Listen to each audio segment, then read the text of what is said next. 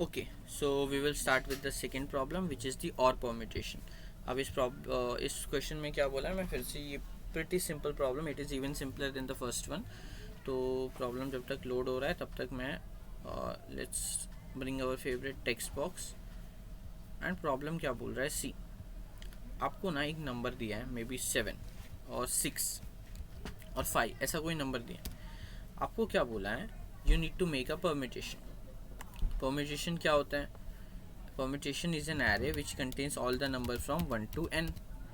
So you need to make an array containing all the number from 1 to n. But condition क्या बोला है कि आपको ऐसा बनाना है such that ARR of I should never be equal to ARR of I minus 1 and or ARR of I minus 2. मतलब पिछले दो नंबर्स का और लेने पे अगला नंबर कभी भी नहीं बनना चाहिए. जैसे 1 और 2 का केस देख लेते हैं, तो 1 और 2 का अगर हम लोग और लेंगे so we will get the answer as 3. So we can say कि ये इनकरेक्ट परम्यूटेशन है. तो यहाँ पे हम 3 नहीं डाल सकते, मे बी यहाँ पे 4 डाल देते हैं. नाउ 4 और 3 का परम्यूटेशन लेने पे we won't be getting 5. So yeah I guess this permutation will be a valid one, क्योंकि 1 और 2 4 नहीं दे रहे, 2 और 4 3 नहीं दे रहे, 4 और 3 5 नहीं दे रहे.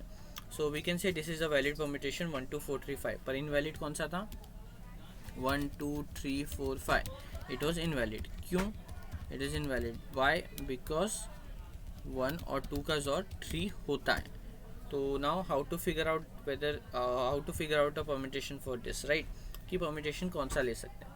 तो इसमें ना एक बहुत सिंपल सा एक चीज़ यहाँ पे, मतलब सी, वो if I am doing the और ऑफ टू नंबर्स तो क्या होता है, कोई बता सकता है? जब हम दो नंबर का और लेते हैं तो क्या होता है? इट्स ऑलवेज द केस कि वो नंबर जो बनेगा वो इससे बड़ा या इक्वल ही होगा. It will always be the case कि जो नंबर बनेगा वो हमेशा इन नंबर से बड़ा या इक्वल ही होगा. बिकॉज और से कभी भी बिट्स कम तो होती नहीं है, बिट्स हमेशा और से बढ़ती ही हैं. तो सिंस अगर बिट्स हमेशा और से बढ़ती ही है, तो क्या हम लोग ऐसा नहीं बोल सकते क्या कि हाँ, अगर बिट्स बढ़ने वाली है तो अगला नंबर हमेशा बड़ा ही होगा, मतलब array of I will be greater than this two numbers, greater than और इक्वल टू. बट सिंस हम लोग यहाँ पे बात कर रहे हैं परम्यूटेशन की, तो ग्रेटर देन ही होना चाहिए. तो अब मुझे एक बात बताओ, मतलब कहीं ना कहीं पॉइंट ये है कि अगला नंबर अगर बड़ा हुआ तभी चांस है इस कंडीशन के सेटिस्फाई होने का कि ये इक्वल हो जाए गलती से किसी तरीके से, अगर नंबर बड़ा हुआ तो. पर अगर मैंने नंबर उल्टा लिख दिया, मतलब अगर मैंने रिवर्स परम्यूटेशन लिख दिया ऐसे 5 4 3 2 1, तो क्या ये कंडीशन कभी भी सेटिस्फाई होगा कि ये इक्वल हो जाएगा? ऐसा पॉसिबल है क्या? ऐसा कभी नहीं होगा. क्यों? क्योंकि यार अगला जो नंबर है, मैंने क्या कहा इस केस में, इन दोनों से ए आर ऑफ आई क्या होगा, पिछले दोनों से या तो बड़ा होगा या तो इक्वल होगा, और सिंस परम्यूटेशन है तो बड़ा ही होगा. तो अगर बड़ा होगा तभी पॉसिबिलिटी है कि हाँ ये कंडीशन सेटिस्फाई हो जाएगा और हमारा परम्यूटेशन फॉल्स हो जाएगा. बट अगर बड़ा या इक्वल नहीं है, अगर छोटा है, तब तो ये कंडीशन कभी सेटिस्फाई नहीं करेगा. तो मैं क्या करूँगा, सबसे बड़ा नंबर पहले, उसके बाद उससे छोटा, फिर और छोटा और छोटा. इट जस्ट मेक श्योर कि हाँ आज के बाद ये कभी भी ये कंडीशन सेटिस्फाई होगी ही नहीं. क्यों? क्योंकि कंडीशन सेटिस्फाई करने के लिए तो हमें आगे बड़ा नंबर होना चाहिए. अगर बड़ा नंबर नहीं है तो चांस ही नहीं है कंडीशन सेटिस्फाई करने का. तो this is a permutation which is always valid.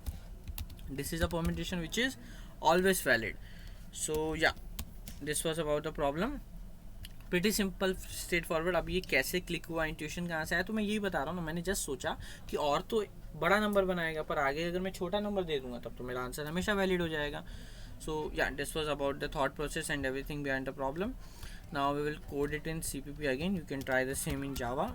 And again कुछ भी नहीं है इस प्रॉब्लम में, तो लाइक कोड भी इसका 2 ही लाइन का होगा कि यहाँ से इन एन कर दो, then just iterate from ll I equal to n, I greater than 1, I minus minus, and print करते जाओ आई को, बिकॉज सिंपली रिवर्स ऑर्डर में मैं प्रिंट कर रहा हूँ और लास्ट में एंडल प्रिंट कर रहा हूँ. So I guess this shall do the trick. Let's C.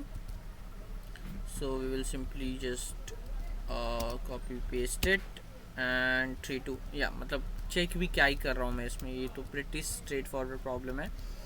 And let's try submitting this now. अब जो थर्ड प्रॉब्लम है वो एज ऑफ नाउ मुझसे कॉन्टेस्ट में सॉल्व नहीं हुआ. I don't know what CodeChef कैसे कॉन्टेस्ट सेट कर रहा है आजकल. They are very like